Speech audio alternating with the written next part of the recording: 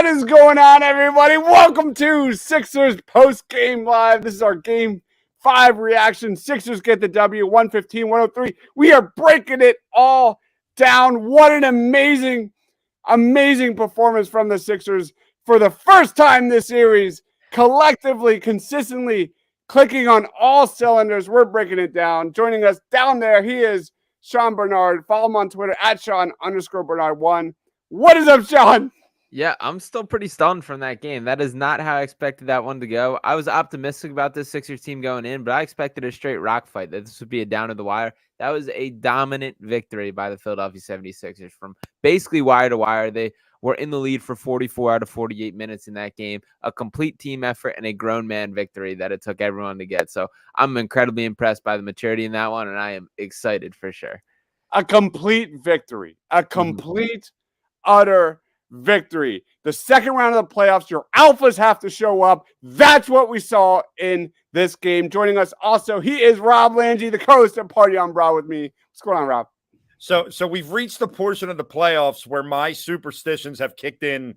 I watched the entire game from my bed because the only other game they won when I was home, I was sick in bed in game one. So I baited my son into watching pretend videos on my phone so I could go up there to start the game, and then just proceeded to stay up there. But Sean said, like, all game, even when the Sixers were building the lead, I kept waiting for that moment where Boston was going to push and get it down to 2 or 1, and we were going to be in a dogfight. And although they did get it to 6 or 7 once or twice, it never really came. I mean, this team hit big shot after big shot.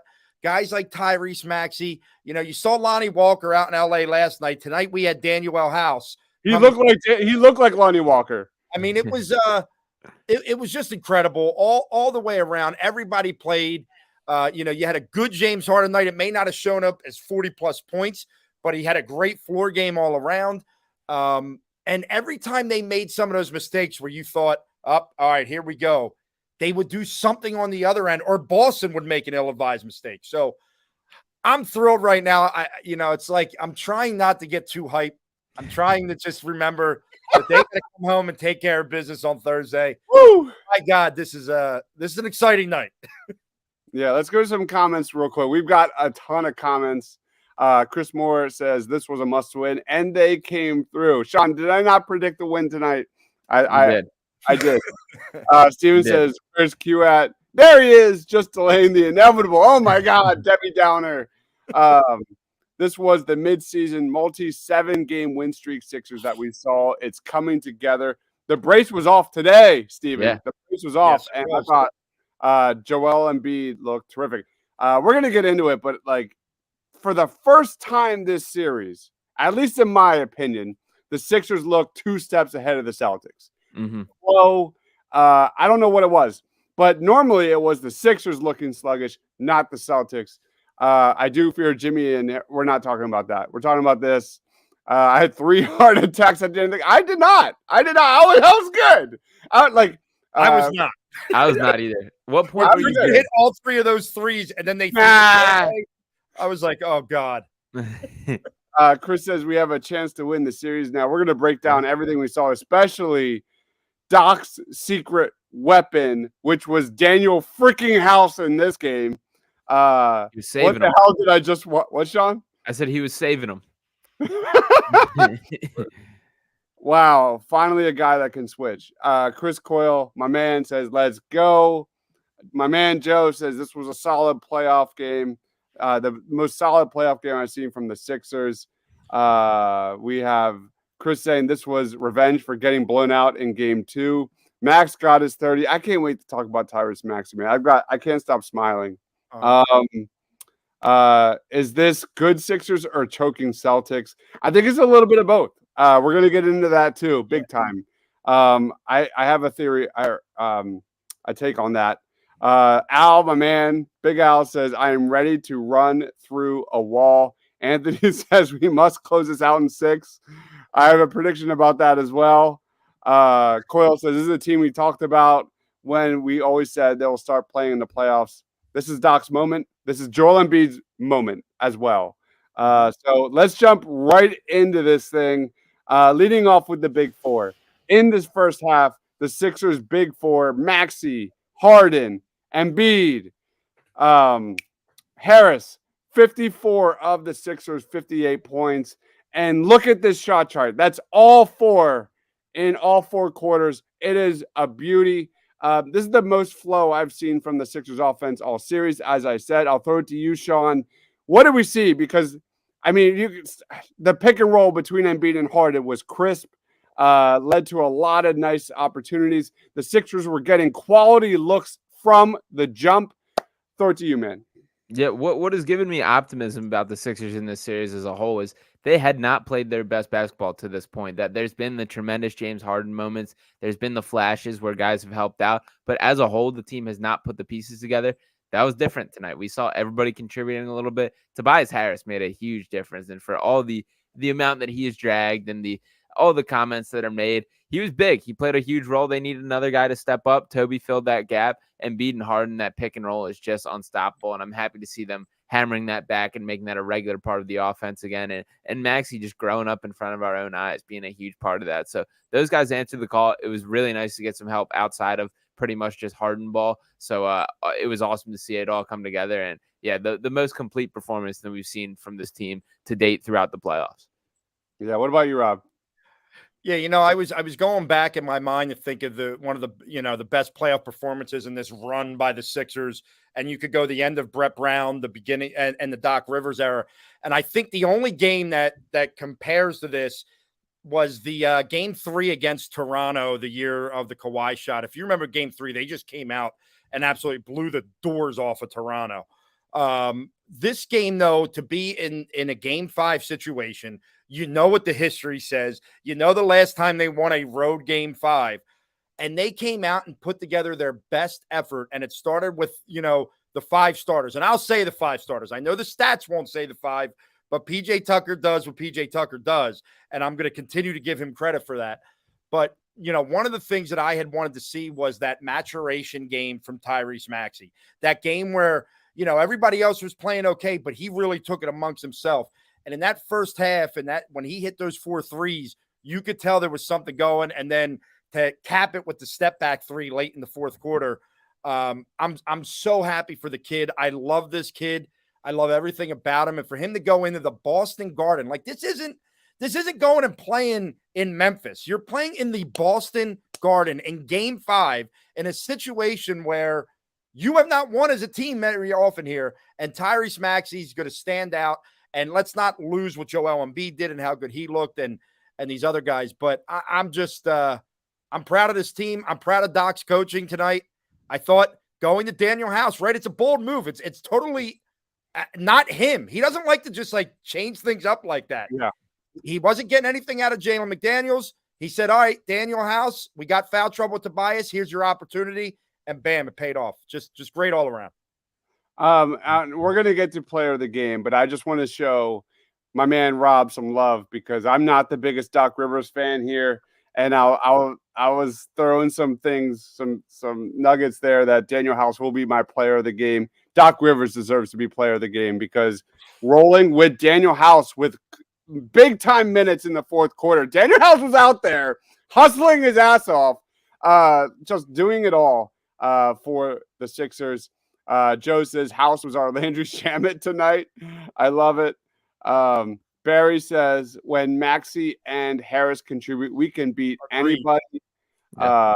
Man, is that not the take of this game? Like we've been waiting for Maxey and Harris to step up, and it was just it was amazing. It all kind of came together in Game 5. Again, long way to go. Long way to go. Guys, the comments are nuts tonight. I can't even keep up. One more. Minutes. We got 48 minutes. Oh, Game 6 is Thursday night. Absolutely. PJ Tucker can't hit the side of a barn. He hit one. He hit one today. He did. When did he hit one? He hit one late in that game when they stopped covering him. And you heard Reggie Miller saying it for like 4 minutes.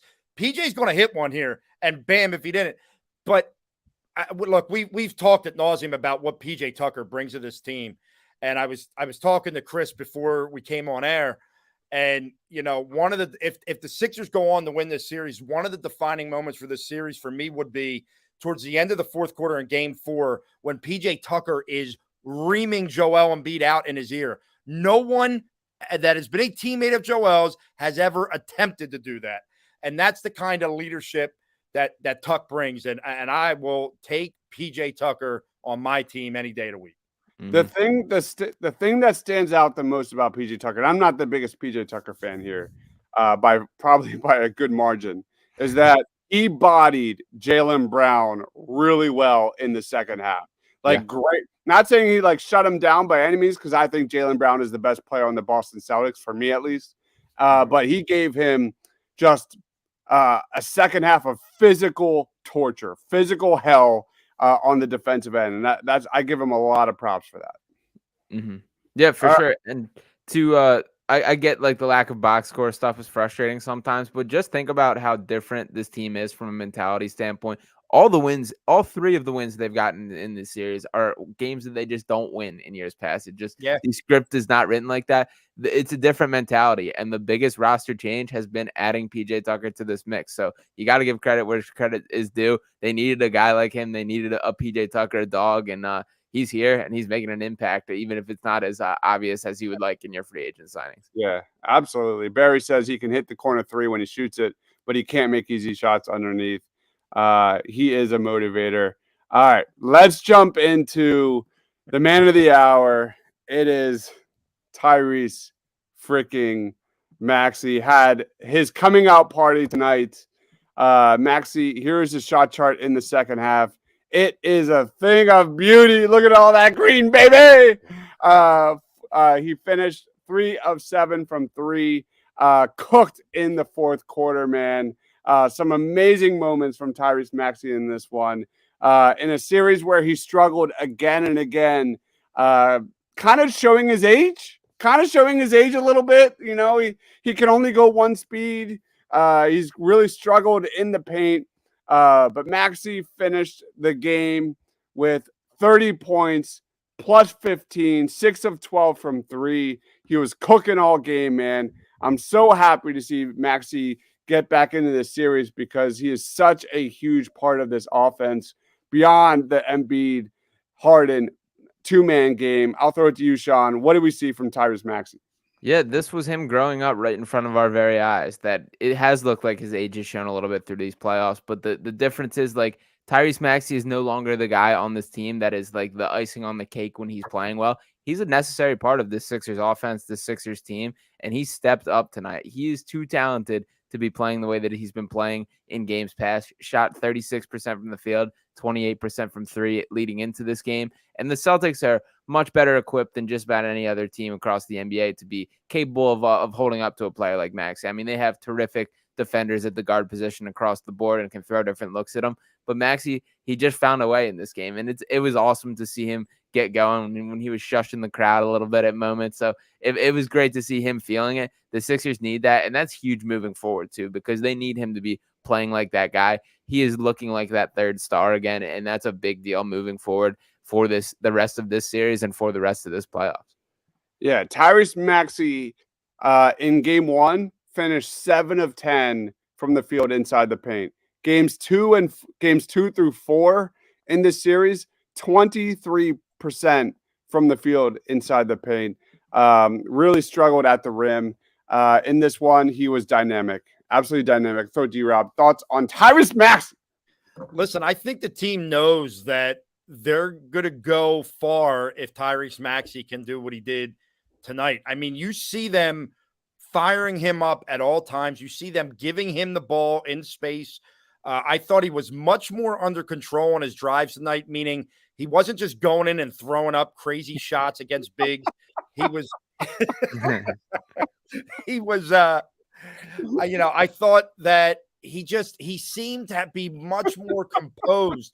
Every one of his drives, he seemed to know when to shoot, when to dish, when to drive, when to do the step back, when to shoot the 3. He was very confident. So, as Sean said, you're watching him grow right before our very eyes in these playoffs. And this was the game that I really had been hoping to see from him.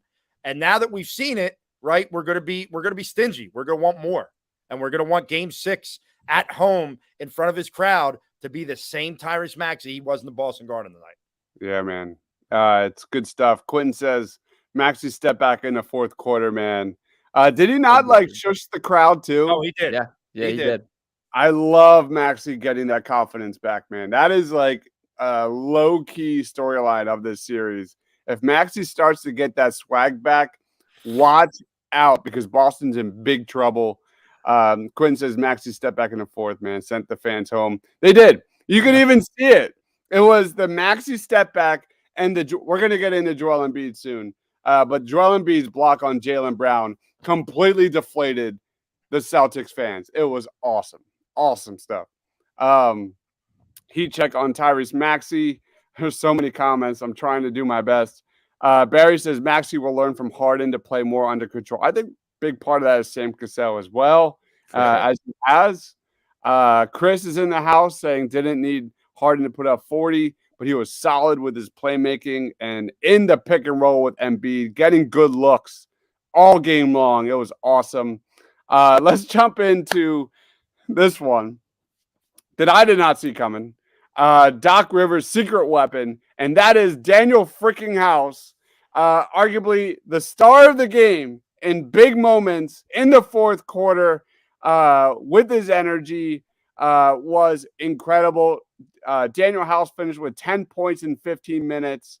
The energy, the switching, the defense to offense, what he brought. I'll throw it to you, Rob, man. Daniel House, another weapon for the Sixers. We've been waiting for somebody athletic to handle and keep up with Boston's wings, and it's Daniel House, a guy who I killed, by the way, and he showed up tonight.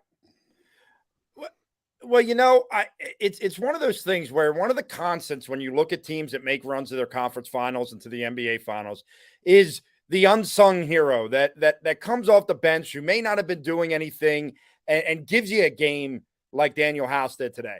You see it all the time in the finals. You see it all the time by teams making a run. Like, think about, this morning, all the news stations, all the media outlets were talking Lonnie Walker and his fourth quarter against Golden State last night, right? Lonnie Walker, who had been pushed to the end of the bench, not playing that much, finally got an opportunity and bam, he takes advantage of it. It's the same story. Daniel House has not seen the floor since I think early in the Brooklyn series, outside of maybe some, wrap-up time. And what he did was he went to what he's good at, which is being athletic, being in people's face defensively, driving the basket, finishing at the rim. And he had himself a day. Now, are we going to expect that from Daniel House every night? No. But for tonight, it was exactly what the Sixers needed at exactly the right time. Tobias Harris goes out with foul trouble. PJ Tucker's getting his rest. You needed to go to a wing. McDaniels has not done enough in this series. Doc said, all right, next man up. And he went to Daniel House. And it's funny because I know we all get crazy about how many guys Doc plays during the regular season, but you almost wonder if it's 4 moments like this. So these guys know what it's like to be out there with some of these starters and Joel Embiid and James Harden. And guess what? You trusted him more than James Harden. James Harden was dishing him the ball all night. He trusted Daniel House from the minute he came in the game, and that also helps you build confidence when your stars trust you. Tremendous, tremendous performance. Is Daniel House the new what's his face? Corey Brewer.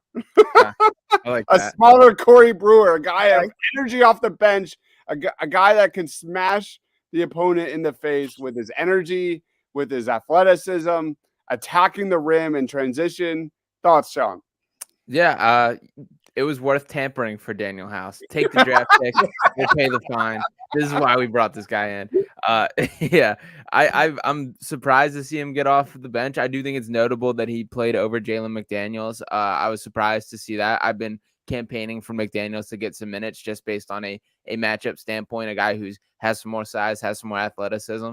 But Daniel House did his thing tonight. I mean, he's fearless. He's complete like crackhead energy in the way he just runs, bursts around, but it somehow works. Like, he's made for the madness. He was fearless in transition, and Rob's absolutely right that Harden trusted him. He was looking for him. That alley-oop, it looked like he floated in the air for So shout out to Daniel House for staying ready. Shout out to Doc Rivers for pulling the right strings and giving him the opportunity, because that wasn't the easiest decision to make. A guy who hasn't played all series and made the impact. So I'm happy with it. I'm curious where things go from here, but he does bring an element that I like to the Sixers team.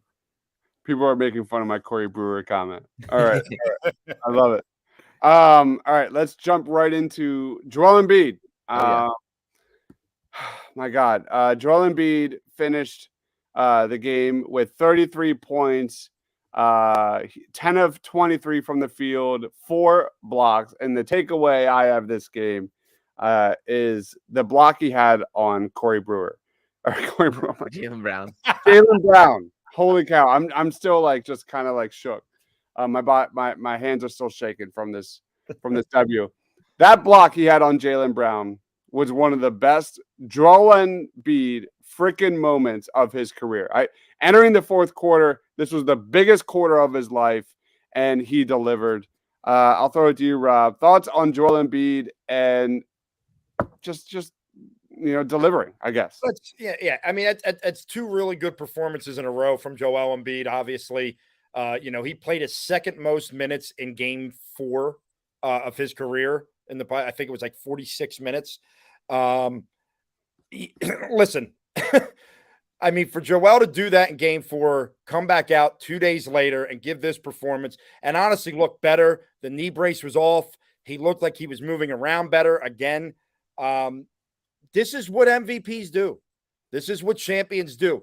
And even him, watching him on the court, right? Listen, I am one of the biggest critics of Joel Embiid's body language on the court. When he's mopey and all, it pisses me off to no end. There was never any of that today. If anything, I saw a couple new things from him. At one point, with like 8 minutes to go in the fourth quarter, somebody was shooting a free throw and the camera was on him and he was mouthing something to himself, like almost in this motivational. I've never seen that. I've never seen him do that. He was into it. And not only that, finding the right guys. He wasn't forcing shots like he has in the past. Had a couple turnovers in the fourth quarter, but for the most part, really in control of himself. Games like this, sometimes he used to get out of control.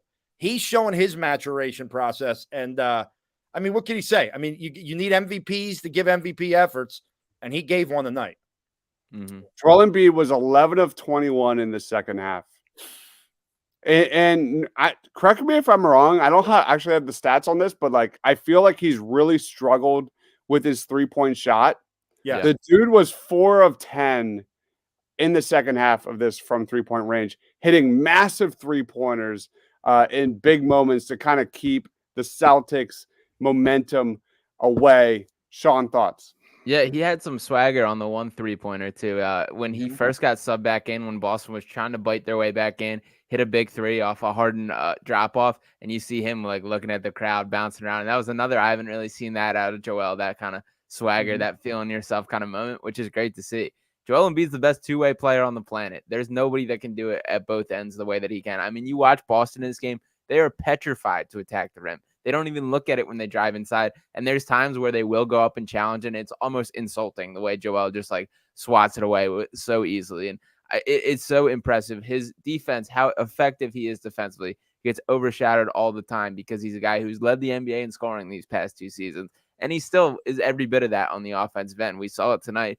The offense still ran through him. Once again, I was thrilled to see the James Harden and Joel Embiid pick and roll back. It really is a basketball cheat code. There's just no guarding that. Both those guys are too talented offensively for that to be able to be shut down. So I'm thrilled with what he brought. This really, to me, was like a championship level performance from Joel Embiid. This was no longer just this guy's very good. This is an elite player. It's all converting to winning and to team play in every way that you wanted. And I'm just thrilled that he is the guy leading this charge. The Celtics were scared of James Harden a little bit tonight, just a little bit.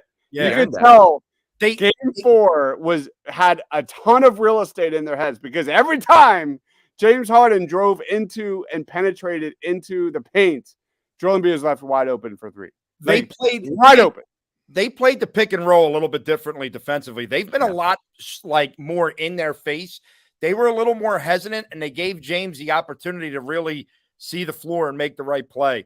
So I wouldn't be surprised if in Game 6 you see them go back to really trying to clamp down on that. But guess what? If other guys are going to hit shots, it ain't going to matter. It ain't going to matter. It really comes down to if James Harden's hitting those mid-range shots, those threes, like he did at the start of this game, Boston's screwed. Boston is absolutely screwed because they don't know how to defend that. Boston gives you like 1 or 2 looks. They don't really have any other way to adjust. Real quick comments before we get into a guy that we have to talk about tonight, and that is Tobias Harris, because we have ripped him. Mark says, are the Sixers up in the series? Yes, they are. If you can't tell, this is a Sixers show. Freddie says, Rob, any idea where all the fans are that bailed on this team when the series was 2-1? Yeah, I can give you an answer. I'm right here. When they went down 2-1, I was so demoralized that Friday night. I mean, it wasn't like, all right, series up, but I was really demoralized. Like, man, it's going to be, listen, Sean said it earlier. The 3 wins in this series for the Sixers were totally different scripts than they would have won in the past. And that's the one thing that I'm hoping, right? Like I'm not going to let myself get to the point of thinking this series is done by any stretch of the imagination. Yeah. But there's something different. And there has been for most of this season. Give me one more game and then then we'll talk. Absolutely. Freddie says, great point. They were scared of Harden. Quentin says, playoff Toby is back. Let's jump into Tobias freaking Harris, who had a great game. We can't finish this post-game show without touching a little bit on Tobias Harris, who finished the game with 16 points. He was a plus 12, 11 rebounds and assists, 1 turnover.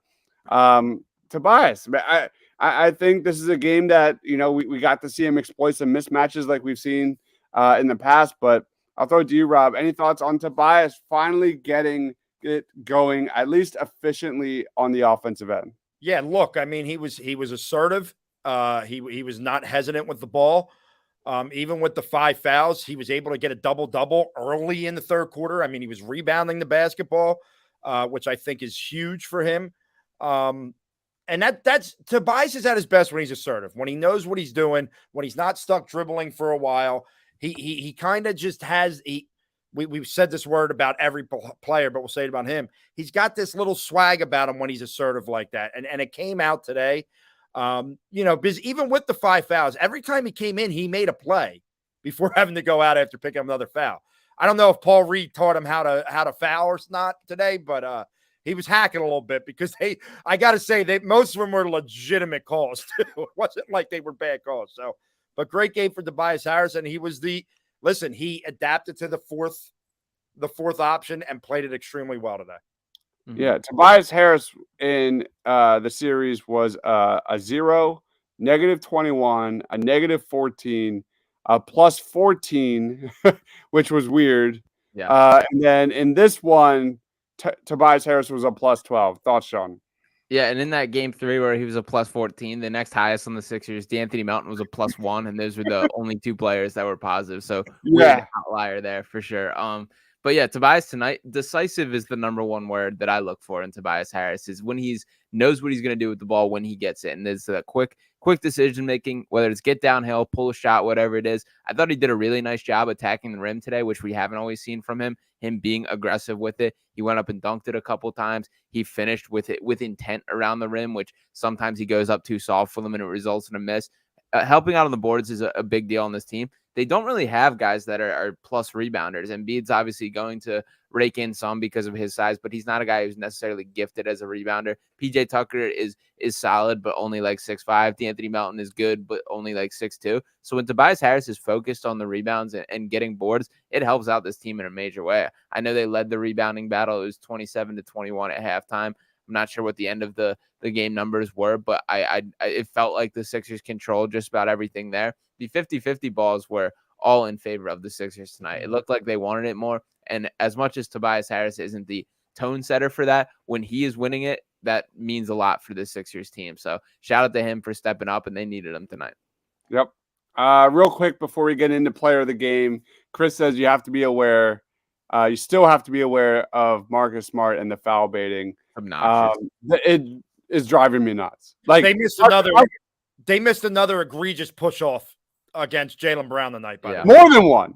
Yeah. All the time. Like it happens all. I feel like Boston's literally planning on pushing off every drive now because they're not calling it.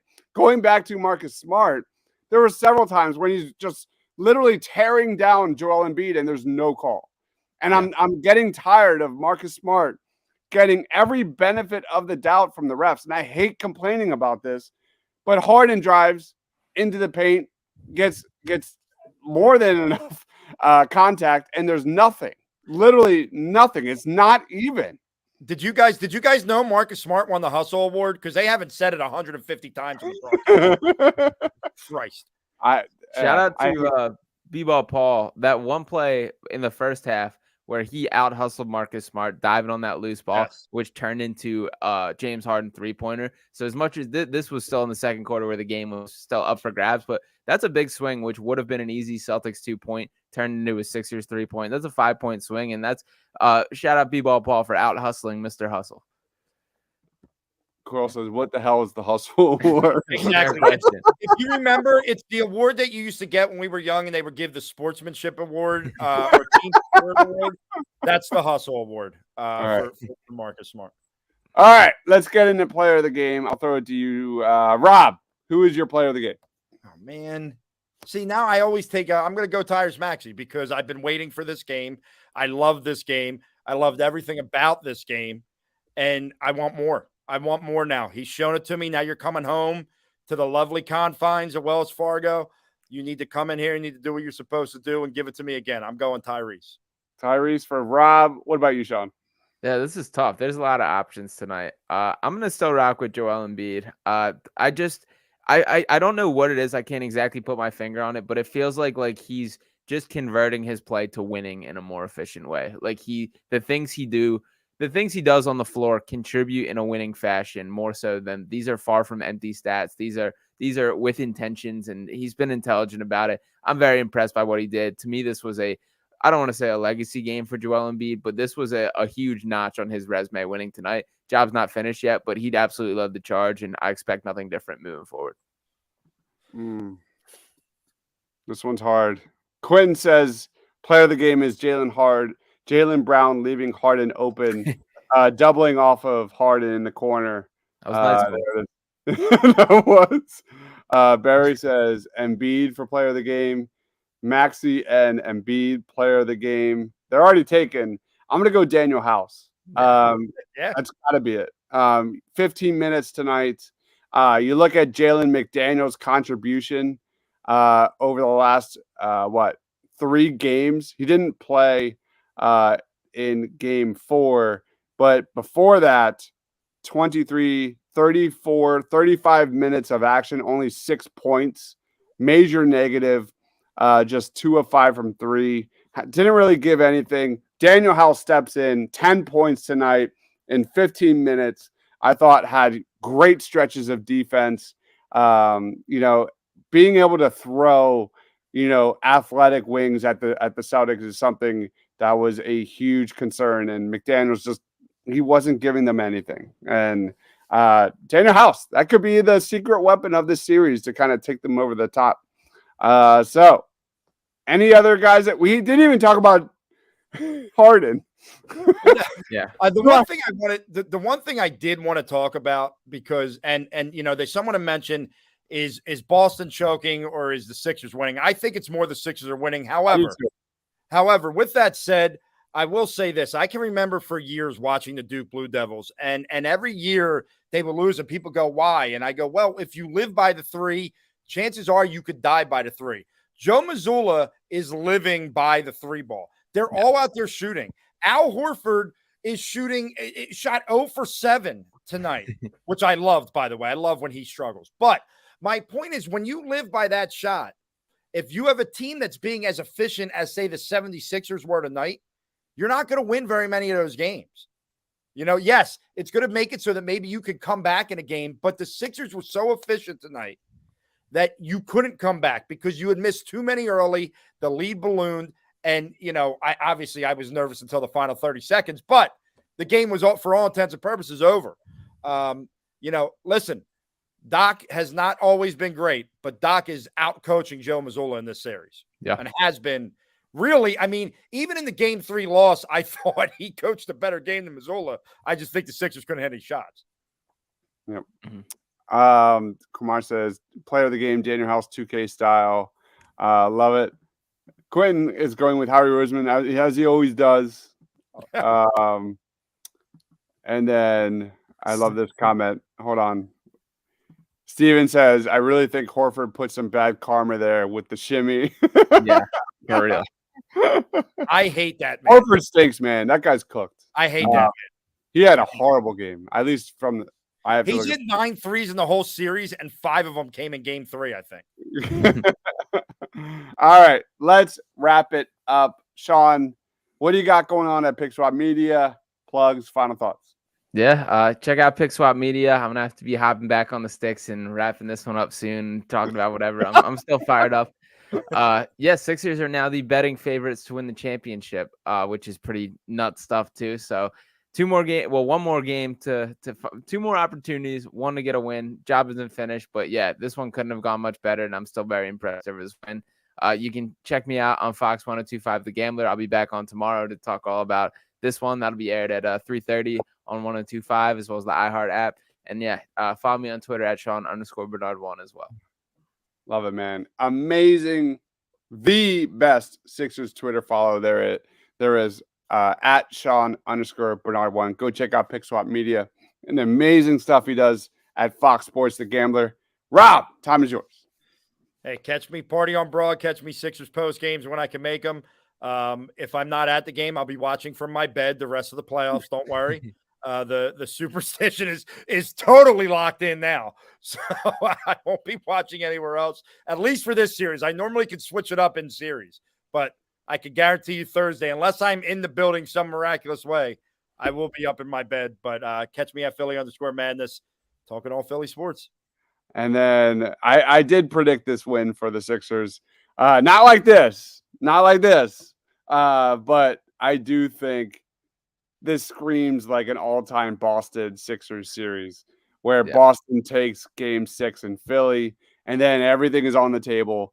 It's just a starter versus starter madness, chaos in game 7 in Boston. That's my feeling. That's my gut feeling right now. But again, thank you everyone for watching. All the comments. Please be sure to like this video. Help us out wherever you're watching. We're watching on PickSwap Media. You're watching on Philly Sports Alliance. You're watching on Edge for Philly Sports, man. Just so many great content creators here. We will be back on Thursday night, breaking it all down. For Rob, for Sean, for myself, go Sixers! Stay awesome, everyone.